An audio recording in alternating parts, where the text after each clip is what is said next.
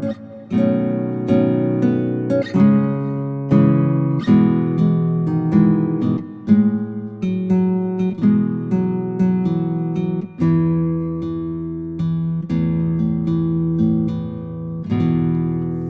paz de nuestro Señor Jesucristo sea con ustedes. Que el día de hoy nuevamente nos encontremos con Él y que su palabra venga a darnos el refrigerio que nuestro corazón necesita, la dirección que necesitamos día a día y enderezcan nuestros pasos, porque a veces nos desviamos un poquito, no en relación a nuestra fe, sino en relación a nuestras actitudes y procederes. Y eso es lo que necesitamos. A través de la palabra somos corregidos. Pidamos al Señor entonces su orientación. Padre amado, en el nombre de Jesús, tu Hijo, nuestro Señor, te pedimos que a través de tu palabra vengas a corregir lo que está torcido, a nos dar las decisiones correctas, la actitud correcta en medio de cualquier circunstancia que cada uno de nosotros estemos viviendo. No permita, Señor, que nos desviemos ni a derecha ni a izquierda, sino que pongamos nuestros ojos fijos en el autor y en el consumador de la fe. En el nombre de Jesús lo pedimos. Amén. Gloria a Dios. El domingo pasado, o el mensaje que yo predico para el domingo para ustedes, que tal vez algunos lo escuchan otro día, hablamos sobre la puerta. Dice, si ustedes se recuerdan, el título era Entrad por la puerta o Entren por la puerta. Y consideramos el aspecto principal sobre cómo entrar por la puerta significa hacer las cosas adecuadamente, de forma correcta, como Cristo las haría. Hoy veremos otro aspecto importante y el título es La puerta de las ovejas. O sea, es una extensión del mensaje anterior, pero tocará otros aspectos que también servirán para nuestra vida diaria. Según el registro que el evangelista Juan hace aquí en su evangelio, en el capítulo 10, del verso 1 hasta el verso número 6, él habla él registra, como mencioné, una parábola, o aquí también se dice una alegoría. En el verso 6 dice, esta alegoría les dijo Jesús, pero ellos no entendieron qué era lo que les decía. Nuestro Señor Jesucristo hablaba sus parábolas, muchos no las entendían y ni siquiera preguntaban o pedían la explicación. Los discípulos sí lo hacían algunas veces, y en esta ocasión no hay duda que Jesús percibió que sus oyentes eran todos los que estaban oyendo esta parábola, incluyendo los fariseos que habían expulsado al hombre aquel de 40 años que había nacido ciego.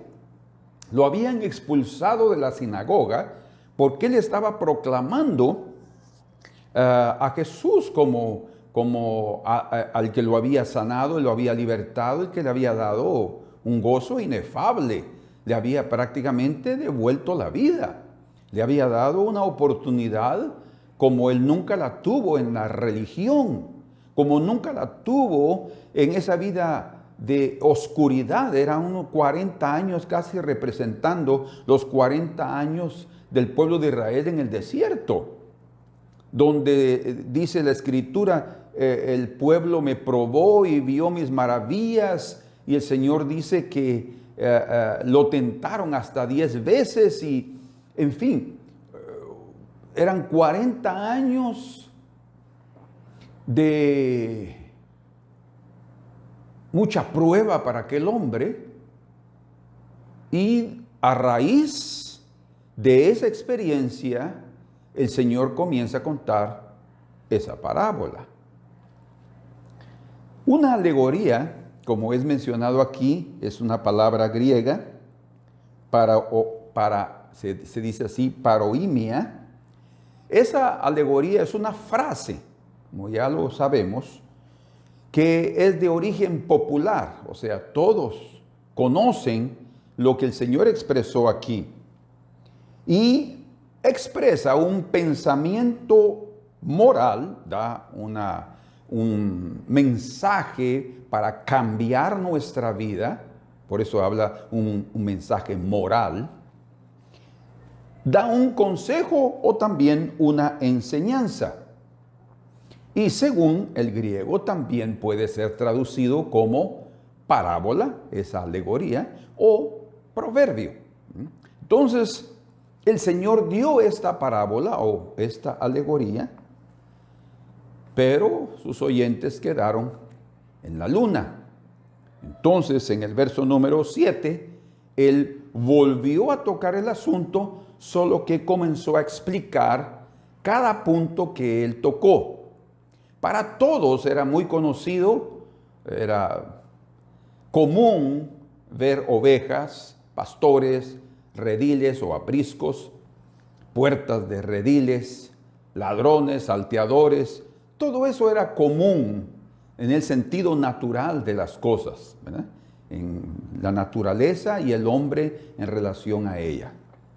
Sin embargo, ahora el Señor está utilizando esa alegoría, esa parábola, para dar un mensaje espiritual a las personas que lo estaban oyendo. Entre ellos estaban los fariseos, aquellos que habían expulsado al ciego de nacimiento de la sinagoga.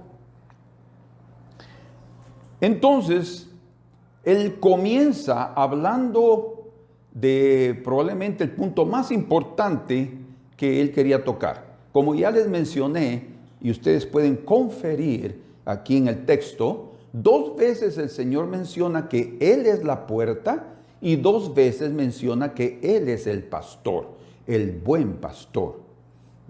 Él también menciona claramente, dice en el verso 8, todos los que antes de mí vinieron, hablando de la puerta, ladrones son y salteadores, pero no los oyeron las ovejas.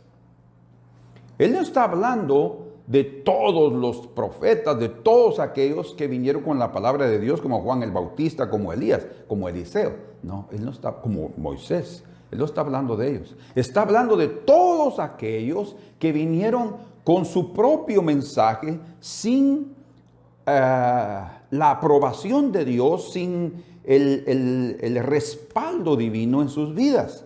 Por eso es que, como mencionamos, pastores en Jeremías 23, en Ezequiel 34, no se refieren únicamente a pastores de ovejas espirituales, sino está hablando de todo tipo de líder, gobernantes, capitanes o generales de los ejércitos, reyes, todos ellos, ¿verdad? Hasta porque en aquella época no existían iglesias como existían hoy, sino las sinagogas comenzaron a formarse después del exilio, después del cautiverio. Entonces antes era el templo y probablemente habían algunos tipos de reuniones para leer las escrituras, ¿verdad? Que podría considerarse también entonces como una forma de congregación a través de la cual había un líder, ¿verdad? Y ese sí podría ser considerado un pastor. Pero el Señor deja bien claro que aquellos que dedicaban para realmente hablar la verdad, esos no podían ser ladrones y salteadores. Cuando alguien habla la verdad, sea un pastor de una congregación, él está entrando por la puerta. Cuando alguien se está aprovechando de las ovejas, pastoreándose a sí mismo, como se menciona muchas veces en Jeremías 23 y Ezequiel 34, él entonces no es el verdadero pastor de las ovejas. O sea, ni él viene con la bendición de Dios, no la tiene, porque sus propósitos son egoístas, solo está pensando en sí mismo y en su comodidad. Por tanto, el Señor comienza aquí en el verso 7 diciendo, yo soy la puerta de las ovejas. Las ovejas van a entrar por la puerta. pero ahora Él dice, yo soy la puerta. Entonces, el Señor está dando lo importante aquí, señalando el asunto más importante, mostrando aquí que la puerta no es en sí algo físico, sino es una persona, es la persona de nuestro Señor Jesucristo. Y en el verso 9 vuelve a repetirlo y dice, yo soy la puerta. Fíjense, en el verso 7 y en el verso 9. Yo soy la puerta, estoy leyendo ahora en el 9, el que por mí entrare será salvo, y entrará y saldrá y hallará pastos. O sea, está hablando de una libertad. Cuando dice que entrará y saldrá, está hablando de libertad. No significa que entra a la salvación y sale de la salvación, no. Significa que encuentra la salvación y es libre. Por eso Él sale del redil, no en el sentido de desviarse, sino que sale a comer, ¿verdad? Como las ovejas lo hacían, y entran para refugiarse, para pasar la noche, siendo guardados por el pastor. Mas como vimos en el mensaje anterior, una puerta, y es necesario recordarlo, ha sido diseñada para entrar o salir de determinado lugar. Mas cuando estamos hablando ahora, que claramente el Señor dijo que Él es la puerta, entonces Jesucristo es la puerta de las ovejas, es decir, a través de Él se entra al reino de Dios. Como Él mismo dijo, nadie viene al Padre si no es por mí. ¿Verdad? Es una puerta espiritual, es una puerta moral, es una persona. O sea, se entra a través de la fe en su nombre para estar con el Padre.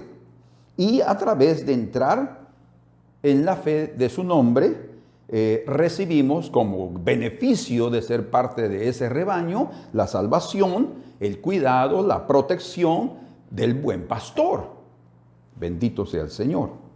En Efesios capítulo número 2 y en el verso 18 dice, porque por medio de Él, por medio de Cristo, por medio de Él, los unos y los otros, judíos y gentiles, tenemos entrada. Fíjense, otra vez aquí se está mencionando que Cristo es la entrada, ¿verdad? De hecho, cuando el Señor llevaba, hablando naturalmente, cuando un pastor llevaba a sus ovejas al rebaño, Él se ponía en la puerta. Y las ovejas entraban y Él las contaba y sabía cuáles ovejas podían entrar. Pues solo entraban en su rebaño sus ovejas, pero Él estaba en la puerta. Entonces, desde el sentido natural, el pastor también representaba la puerta, porque nadie iba a entrar ahí si el pastor no lo permitía, y nadie iba a salir de ahí si el pastor no lo permitía. Entonces, en ese sentido, también podemos ver cómo Cristo es la puerta. Por eso está diciendo aquí en Efesios, los unos y los otros tenemos entrada por un mismo espíritu al Padre, por Cristo, por un mismo espíritu, ¿verdad? Como dice también aquí en el verso 3, y a este abre el portero y las ovejas oyen su voz. Aquí también existe una figura del portero y muchos estudiosos no saben si realmente se refiere al Espíritu Santo o no. Sin embargo, es muy probable que sea definitivamente el Espíritu Santo. Más en Juan 14:6, Cristo dijo, yo soy el camino, yo soy la verdad y yo soy la vida. Nadie viene al Padre si no es por mí. Entonces ahí Él es el camino, Él es la entrada al reino de Dios y solamente a través de Él llegamos al Padre. En Primera de Timoteo capítulo 2, si ustedes me acompañan ahí, Primera de Timoteo capítulo 2,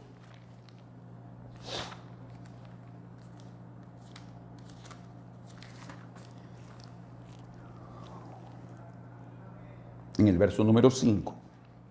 Porque hay un solo Dios, un solo mediador entre Dios y los hombres, Jesucristo hombre. Una puerta que es un hombre y su nombre es Jesucristo. Él es el mediador. Entonces, cuando está hablando también a través de Él entramos, está hablando de que su mediación por haberse hecho hombre y haber muerto, Él nos abrió la puerta de los cielos. La puerta estaba cerrada para los hombres pecadores. Pero cuando Cristo vino y murió, Él nos abrió la puerta. Y entonces podemos entrar por la sangre que Él vertió a su reino, al cielo.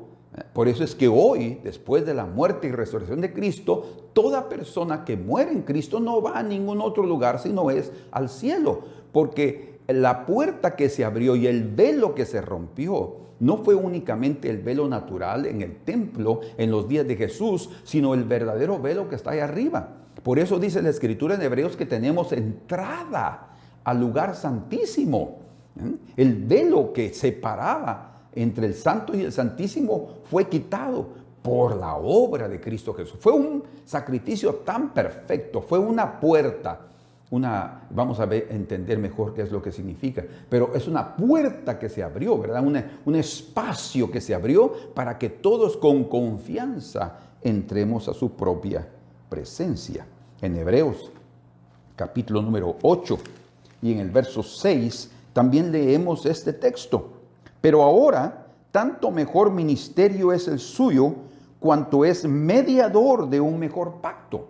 Cuando está hablando de ser mediador, es porque Él es la parte central, o es la parte que está mediando, o la parte que está intercediendo entre el juez y los afectados. Pero Él gana el caso y entonces todos nosotros hemos sido aceptados delante del Padre, como nuevamente en el capítulo 9 y verso 15 de Hebreos leemos de esta manera. Así que por eso es mediador de un nuevo pacto.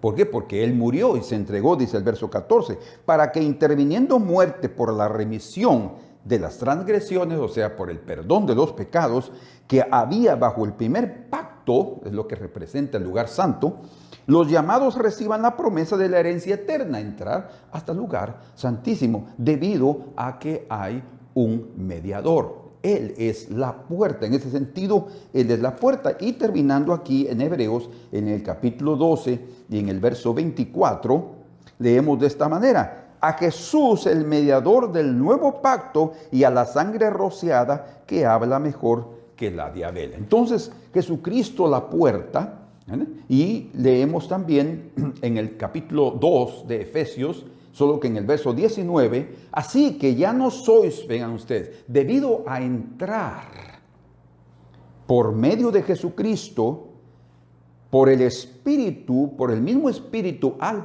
Padre, dice, ya no sois extranjeros ni advenedizos. Vean ustedes cómo es que dejamos un lugar, digámoslo de esta manera, salimos de aquel lugar y entramos a otro, ¿verdad? Entonces dejamos de ser extranjeros y advenedizos, quiere decir próximos a, sino conciudadanos, o sea, moradores,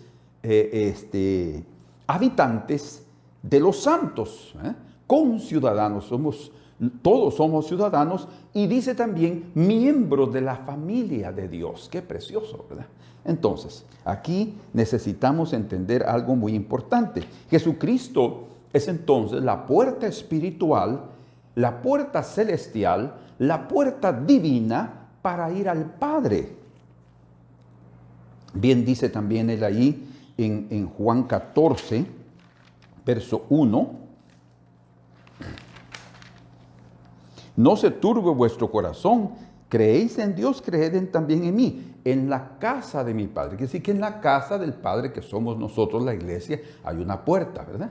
Él es la puerta, Él es el que deja entrar a quien debe entrar y no va a dejar entrar a ningún salteador. Eso es bueno que Cristo sea la puerta, porque Él es el único que puede discernir quién realmente cree en su nombre. En la casa de mi Padre muchas moradas hay. Si así no fuera, yo os lo hubiera dicho. Voy pues a preparar lugar para vosotros. Y si me fuere y os prepararé lugar, vendré otra vez y os tomaré a mí mismo, para que donde yo estoy, vosotros también estéis.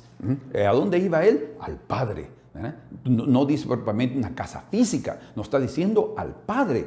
Entonces, para entrar a ser parte de la familia de Dios, eso es lo que está hablando, de esa familia, de los domésticos de la fe, era necesario a través del Hijo, que es la puerta de las ovejas. Entonces, a través de Cristo entramos al redil y no solamente nos convertimos en sus ovejas, ¿verdad?, sino también, además de ser sus ovejas y recibir todos los beneficios que conlleva ser las ovejas del Señor en un sentido general e individual. ¿Por qué general e individual? Porque somos parte de un gran rebaño, judíos y gentiles convertidos.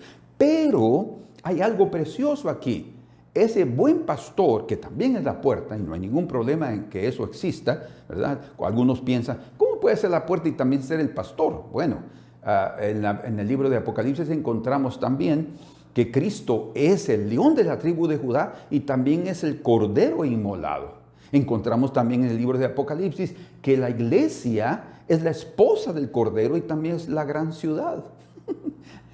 En relación a los tipos, a las figuras, no hay ningún problema porque cada asunto está en su lugar debidamente colocado. Pero aquí, en el capítulo número 10 de Juan, dice algo precioso. Dice en el verso número 3, al pastor, a este abre el portero. El portero habla al pastor porque conoce que él es el dueño de las ovejas. El otro trabaja para él. Y las ovejas oyen su voz. Está hablando en el sentido general. Ahora escuchen. Y a sus ovejas llama por nombre. ¿Qué es lo que estamos diciendo? Hay un trato, un beneficio general como cuerpo de Cristo, pero también hay un trato individual. Él nos conoce por nombre. Bendito sea el Señor. Hermanos amados, debemos sentir privilegiados porque el Señor nos conoce por nombre, ¿verdad? Así como el Señor le dijo a Moisés, cuando Moisés estaba queriendo conocer más del Señor y conocer su gloria, el Señor dijo, yo te conozco por nombre. No solamente tenía en la mente que se llamaba Moisés, él mismo prácticamente fue el que influenció para que la hija de Faraón le pusiera Moisés, salvado de las aguas, sino también porque Dios mismo entra a un trato con nosotros debido a nuestra propia naturaleza. Cada uno de nosotros, nuestro nombre representa lo que somos en sí, ¿verdad? Y Él nos trata, cada uno de nosotros, según nuestras propias debilidades, flaquezas, temperamento y carácter. Temperamento y carácter son cosas distintas. Entonces, es necesario que cada uno de nosotros nos sintamos privilegiados de los beneficios que recibimos como ovejas del Señor, general e individualmente. Pero también llegamos a ser parte de la familia de Dios, como leímos en Efesios 2:19, ¿verdad? O sea, las ovejas son sus hijos, las ovejas son hombres, como él dice en Ezequiel 34, y las ovejas de Israel, la casa, son hombres, dice. O sea, él está hablando en figuras, pero está hablando de su pueblo, está hablando de aquellos que él quiere pastorear y deja claramente revelado ahí en esos dos pasajes de esos dos profetas, Jeremías 23, Ezequiel 34, que él pastor. También me falta Zacarías capítulo 11, ¿verdad? Del verso 1 en adelante. Él dice claramente allí que él fue enviado para pastorear a las ovejas pobres, a las ovejas de la matanza, a las ovejas que son menospreciadas, a las débiles. Es exactamente lo que el Señor transmitió a los fariseos. Yo no vine a llamar a justos al arrepentimiento, sino a pecadores. Yo no vine a sanar a los sanos, sino a los enfermos. O sea, aquellas personas pobres son todos los necesitados de ser tocados por el Señor. Si tú eres uno de esos, estás siendo parte de las ovejas del Señor, del redil, del rebaño, y también eres parte del cuerpo de Cristo. Entonces, los rediles o apriscos tienen sus puertas físicas, pero la puerta del redil del reino de Dios es una persona, es una puerta espiritual y se entra por ella a través de la fe en el nombre de Jesús y a través de la conversión, o sea, el arrepentimiento y conversión de cualquier persona. Leemos claramente la escritura en Gálatas capítulo número 3 y en el verso 26, que dice de esta manera: pues todos sois hijos de Dios por la fe en Cristo Jesús. O sea, la fe en su nombre nos convierte en hijos.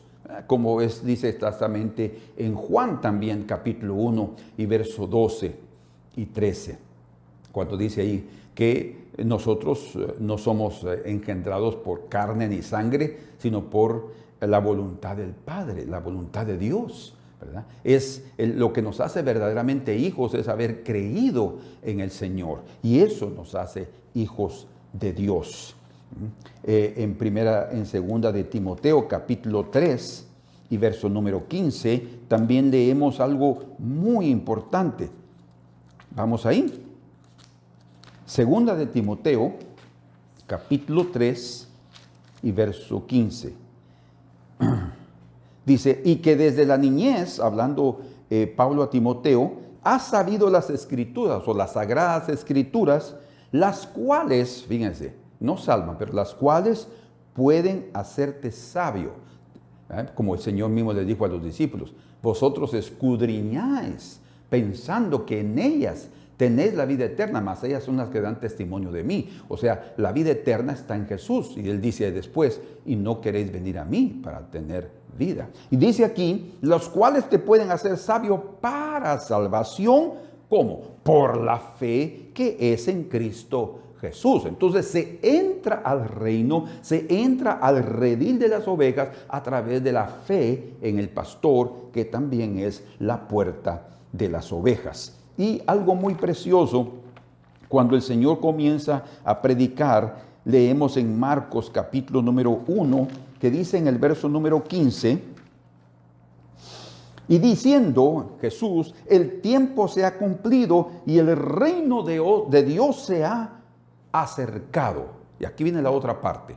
Se entra al reino por la puerta. ¿Cómo? Por la fe en su nombre, pero también por la conversión y el arrepentimiento de las ovejas. No solamente, sí, yo creo, no, yo necesito arrepentir. Primero tengo que reconocer lo que soy, y ese reconocimiento y ese arrepentimiento viene por la convicción de pecado que Dios hizo antes en mi vida. Y dice entonces, el tiempo se ha cumplido y el reino de Dios se ha acercado. Entonces dice, arrepentíos y creed en el Evangelio. ¿Se dan cuenta? Entonces viene el arrepentimiento y la conversión, dos cosas, son cosas que van de la mano, van juntas, tienen que suceder las dos cosas. Entonces ahí viene la fe y la conversión, la fe en su nombre y la conversión del corazón humano. Bien, Pedro entendió el mensaje, y cuando él está predicando después del bautismo en el Espíritu Santo a aquellas multitudes que estaban ahí en la fiesta de Pentecostés, él dice, y quedó registrado en Hechos capítulo 2, verso 38, pero les dijo, porque dice en el verso 37, y al oír esto, después del mensaje de Pedro, se compungieron de corazón y dijeron a Pedro y a los otros apóstoles, varones hermanos, ¿qué haremos? Y Pedro les dijo, arrepentíos.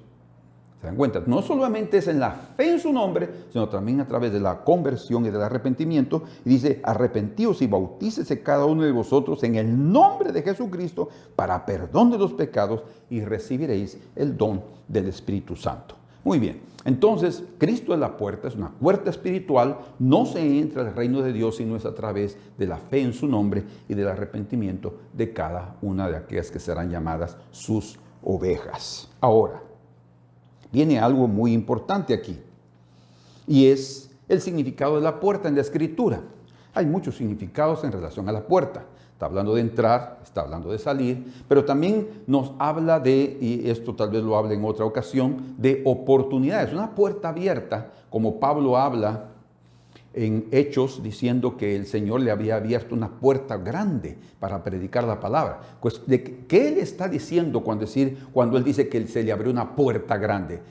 No era un portón enorme, no. Está hablando de una oportunidad maravillosa que el Señor le estaba dando para predicar la palabra del Señor.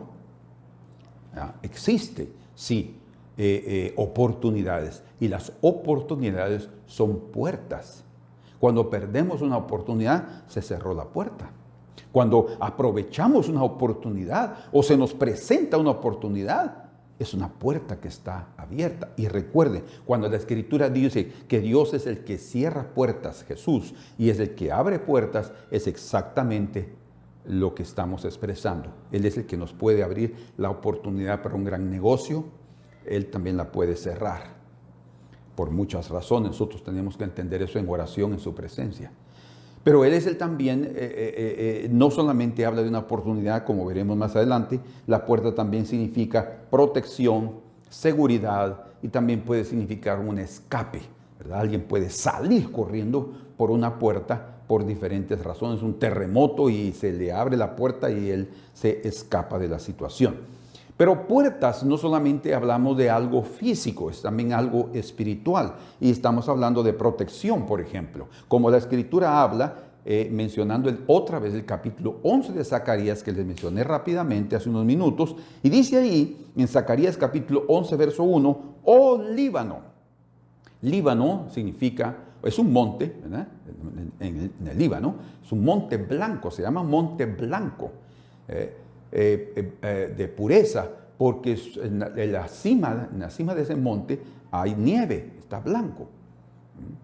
Pero el Líbano siempre está caracterizado por bosques frondosos, por bosques llenos de árboles, de cedros del Líbano. Recuerden, son famosísimos en el mundo entero. En la Biblia se nos presenta eso y eran tan hermosos que quedaron registrados aquí. Pero dice ahí, oh Líbano, abre tus puertas y queme fuego tus cedros. ¿Qué es lo que está diciendo? ¿Será que el Líbano, en aquella época, ya habían muros alrededor de todo el Líbano y que era prácticamente un lugar de preservación ambiental escogido por la organización en aquella época de las naciones del Oriente como patrimonio de la humanidad y que nadie podía tocar y solo podían entrar ahí pagando cierta cantidad? No había nada de eso.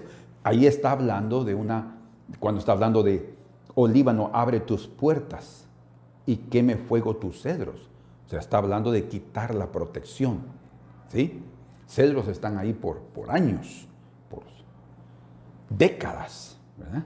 Pueden durar 100 años, más tiempo, algunos. Pero ¿cómo se van a quemar? ¿Cómo el fuego va a entrar ahí? En un lugar frío, ¿verdad? Pero ¿cómo el fuego puede entrar ahí? Cuando Dios quita la protección. Entonces, ¿cuándo Dios está quitando la protección de una montaña, de una ciudad, de una familia, de una vida? Peligros pueden suceder, ¿verdad? Porque Dios está quitando la puerta. Entonces, aquí en este sentido, puerta está hablando de protección. También en la Escritura nos habla de seguridad. En el libro de los Salmos, en el capítulo 141, en el verso número 3, el salmista está orando y dice, pon, oh Jehová, guarda en mi boca, guarda la puerta de mis labios. Nosotros también tenemos una puerta. Y esa puerta se llama boca. Hay puertas también así en el oído, en los ojos. Habla también de las ventanas del alma, los ojos. Pero esta es aquí llamada principalmente una puerta. Y el salmista está diciendo, Señor, pon, por favor, por misericordia, por tu gracia, pon un guarda. Está hablando de protección, recuerden, de protección y de seguridad. Pon guarda en mi boca, o sea, protégela de que yo no hable cosas que no son de acuerdo a tu voluntad. De hecho, el Señor enseñó que no es lo de afuera lo que contamina al hombre. O sea, la boca también sirve para comer, pero no es según Él, según el Señor Jesucristo, con toda la verdad que le corresponde, como Él es la verdad. Nada de lo que entra por la boca en el sentido de lo que comemos va a contaminar al hombre. Entra al cuerpo y pasa a la letrina, lo material, lo físico, la comida. Pero lo que contamina al hombre sale del corazón del hombre. Entonces, ahí es donde necesitamos colocar una puerta. Necesitamos cerrar la puerta para guardar nuestros labios de expresar cosas que no son agradables al Señor.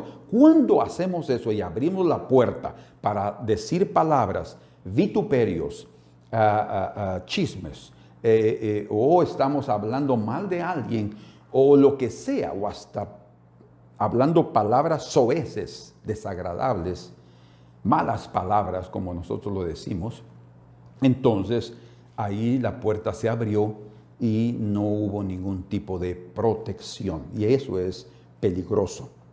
La vida de una persona puede ser guardada y protegida cuando hace buen uso de su boca. Por eso dice la Escritura también que de nuestra boca, nuestra puerta, salgan palabras llenas de gracia, palabras sazonadas con sal, ¿verdad? Eso es con gracia. Sazonadas con sal es con el favor de Dios, con la aprobación de Dios. Antes de decir algo, coloquémonos en la aprobación del Espíritu Santo. Señor, está bien lo que voy a decir, ¿verdad? Y a veces decimos algo y inmediatamente sentimos que fue un desastre. Y las consecuencias van a ser inmediatas. Ustedes ya lo han experimentado. Entonces, la vida de una persona puede ser protegida y guardada si hace buen uso de su boca, pero si hace mal uso de ella, entonces va a tener sus consecuencias graves. Bien dice la Escritura en Proverbios capítulo número 10, hablando de esa puerta, y en el verso número 19, en las muchas palabras no falta pecado, mas el que refrena sus labios, o sea, cierra la puerta, es prudente. ¿Verdad? Entonces, ¿qué vamos a hacer? Yo sé que a veces por el temperamento de las personas, muchos de por sí abren mucho sus labios para hablar y hablar y no paran de hablar. Yo conozco personas que a veces están conmigo y yo no puedo hablar porque solo ellos toman el tiempo para hablar. No es posible. Tenemos que aprender a oír a otros y tenemos que aprender a controlar nuestros labios, porque claramente dice la Escritura que en las muchas palabras no falta pecado, ¿verdad? Entonces, ¿qué es el consejo? ¿Cuál es el consejo de Dios? Seamos concisos, ¿verdad? Que vuestro hablar sea sí, sí, no, no. En el sentido, el Señor lo dijo en el sentido de los juramentos, pero lo que el Señor también está hablándonos es que necesitamos ser sensatos en el uso de nuestras palabras. Un predicador tiene que aprender a hablar. Un predicador tiene que aprender a expresarse. Y a veces pasar 1 o 2 horas, como no me sucede a mí, hablando de la palabra del Señor. Pero eso es la palabra del Señor. Pero cuando estamos con nuestros semejantes, con el esposo, con la esposa, con los hijos, con los amigos, con los hermanos, o con los hermanos de sangre, a veces tenemos tanta confianza o tenemos problemas con ellos por cuestiones de herencia, por cuestiones de trabajo o porque un sobrino trató mal a nuestro hijo y esto y el otro y ya nos distanciamos. Todo eso ahí puede hacer con que la puerta de nuestros labios, de nuestra boca, se abra y cometamos un grave error. En el capítulo 13 y el verso 3 del libro de Proverbios también dice: el que guarda su boca, guarda su alma. Si cierra sus labios, su alma va a tener paz y reposo. Si la abre de una forma incorrecta, otra cosa es hablar con gracia, vamos a bendecir a los otros y nuestra alma va a estar en felicidad. Mas el que mucho abre sus labios tendrá calamidad. O sea, el resultado siempre será negativo cuando abrimos la boca de una forma incorrecta. Y nosotros como cristianos aún tenemos que aprender, como el salmista oraba: pon, oh Jehová, Salmo 141, verso 3, pon, oh Jehová, guarda a mi boca, guarda, un vigilante, guarda, otra vez, ora aquí, la puerta de mis labios. ¿Por qué? Porque él no quería fallar. De hecho, cuando vamos ahí, si ustedes me permiten ir a ese Salmo 141 y verso 3, el verso 4 expande el mensaje y dice: no dejes que se incline mi corazón a cosa mala y hacer obras impías con los que hacen iniquidad, y no coma yo de los deleites. O sea, está hablando de que el Señor nos guarde, pero también está hablando de hacer cosas como los que los impíos hacen. Entonces, ¿cuál es el mensaje aquí? Bueno, antes de seguir adelante y darles el mensaje, quiero que leamos otros versículos. Capítulo 21 y verso 23 de Proverbios dice: el que guarda su boca y su lengua, su alma guarda de angustias. ¿Perciben? cuán importante es entonces usar de forma correcta nuestra puerta. No hablar sandeces, como dice la Escritura, pero también, ¿por qué no usar los labios para bendecir a otros? Para hablar elogios o animar a otros, en lugar de quejarnos y de siempre salir en caballo blanco. En el Salmo 34, en el verso número 13, también David ora de esta manera: guarda tu lengua del mal y tus labios de hablar engaño, dice. ¿Por qué? Porque aunque seamos cristianos, podemos decir cosas que no son correctas delante del Señor, y el que mucho abre sus labios tendrá calamidades. El Salmo 39, verso número 1, dice: yo dije, atenderé a mis caminos para no pecar con mi lengua. Y aquí hay dos cosas importantes: atenderé a mis caminos, mis acciones, para no pecar con mis labios. Quiere decir que hay una relación muy estrecha entre lo que digo y lo que hago, y entre lo que hago y lo que digo. Por eso es que el salmista David expresa estas palabras, parafraseando, él expresa esto: no permitas que mis labios y mi vida se contradigan el uno al otro. Porque yo puedo hablar cosas con mis labios y con mis acciones estar demostrando lo contrario. Por eso aquí necesitamos entender lo que dice el Salmo 39, verso 1. Yo dije, atenderé a mis caminos, mi caminar, mis acciones, para no pecar con mi lengua. Yo necesito acompañar. Es lo que el Señor dice, que lo que nosotros, que hagamos lo que predicamos, pero que vivamos lo que predicamos.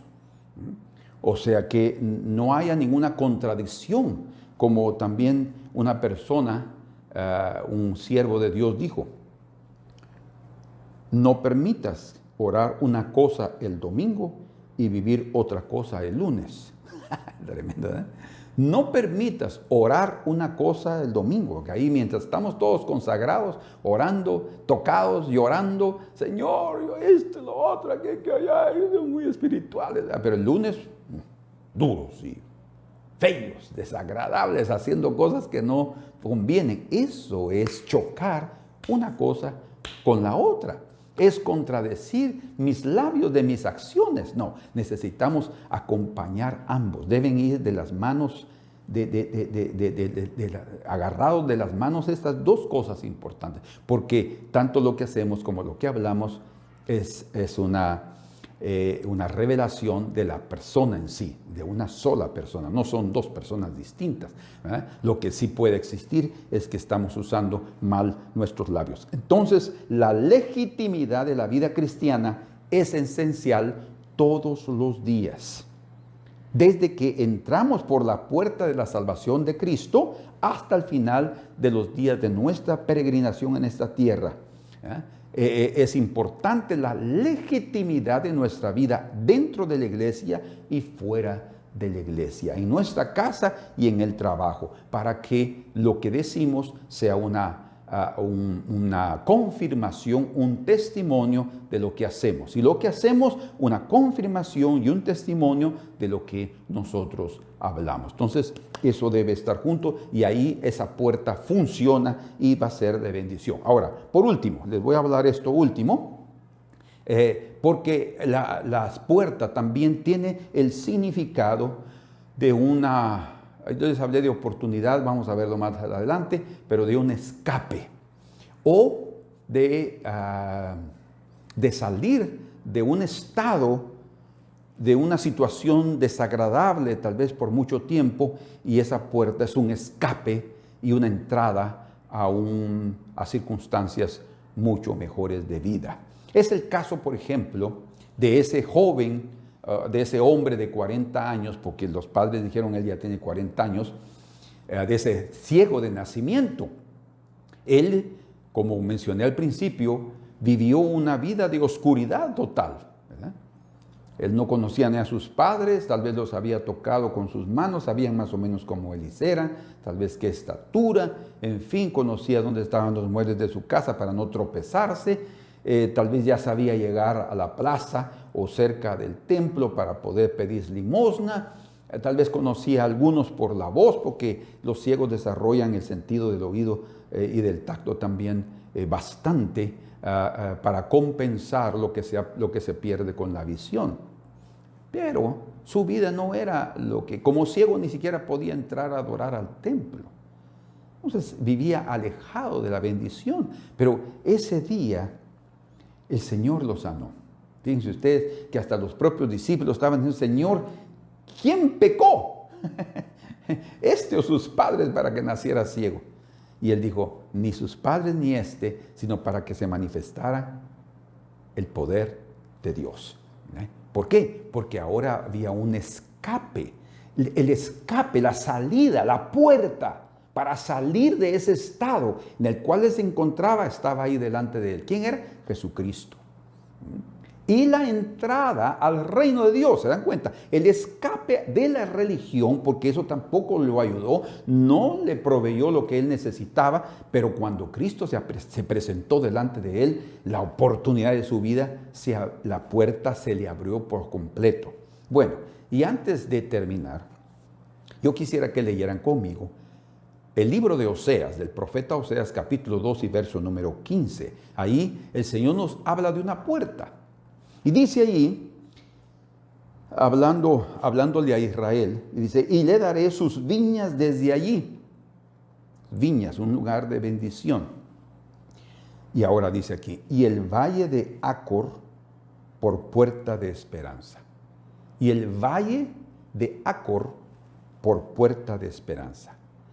La palabra Acor en el hebreo quiere decir problema o problemón o disturbio. Fue ahí en ese valle donde Acán, aquel que robó el lingote de oro, el manto babilónico, lo que no se debía, el que tomó del anatema y que murió él y su familia, por eso se llama el valle del problemón, el valle del disturbio. ¿Por qué? Porque mi actitud, mi codicia, mi egoísmo, mi ambición puede dar un disturbio, puede traer problemas serios, no solo a mí, sino también a mi familia, a mis hijos. Mi conducta no solamente tiene que ver conmigo, tiene que ver con aquellos que dependen de mí, ¿verdad? Por eso es que el Señor también nos está mostrando aquí que el valle, que también nos habla de momentos de prueba, de dificultades, el valle del problema, el valle del disturbio, el Señor les dio como una puerta de esperanza, o sea, o un escape. Lo que quiero decirles es que la mayoría de nosotros vamos a enfrentar dificultades en la vida, debido muchas veces a nuestro pasado, que traemos y cargamos un pasado que nos atormenta muchas veces. Hay mucha gente, y hasta cristianos, que viven todavía llevando los problemas de sus padres, deudas, contiendas con familias, en fin, tantas cosas desagradables que uno puede traer del pasado. Y eso es un grave problema. Y mucha gente piensa que toda esa situación que se genera, ¿verdad?, es fruto de nuestro propio camino. Y no, eso yo no lo niego, ¿verdad?, porque nosotros cosechamos lo que sembramos. Sin embargo, ese valle de Acor, o sea, esas circunstancias desagradables, estos grandes problemas que estamos enfrentando, no vienen únicamente para mostrarnos nuestro pasado oscuro como el ciego de nacimiento, no solamente para mostrarnos nuestras debilidades, nuestras flaquezas y nuestros pecados, para avergonzarnos, no, sino también vienen a darnos una puerta, dice él ahí, una oportunidad de esperanza. Como quien dice, esto acabó ahora, esto puede acabar ahora, va a depender de ti, va a depender de dejar a un lado ya estar viviendo en el pasado y vivir el futuro hoy, como hablamos.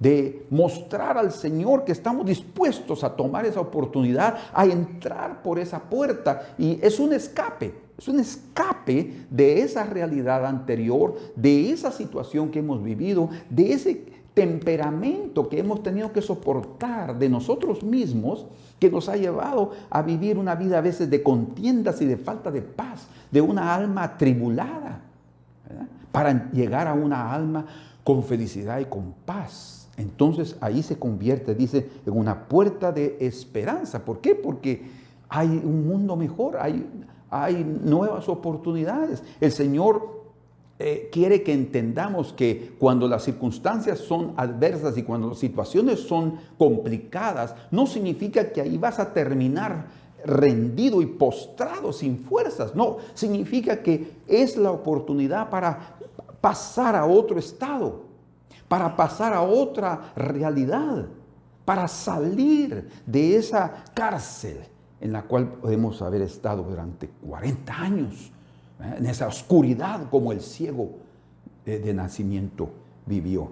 Y dice ahí, y allí cantará como en los tiempos de su juventud y como el día de la subida de la tierra de Egipto. ¿Se dan cuenta cómo es que también está hablando y recordando la salida de Egipto? Porque ahí realmente eran momentos muy difíciles. Al principio fue maravilloso, fue una puerta que el Señor les abrió para crecer. Ahí se formaron como nación, pero llegó el momento que dice la propia Escritura que el Señor volteó el corazón de los egipcios contra ellos.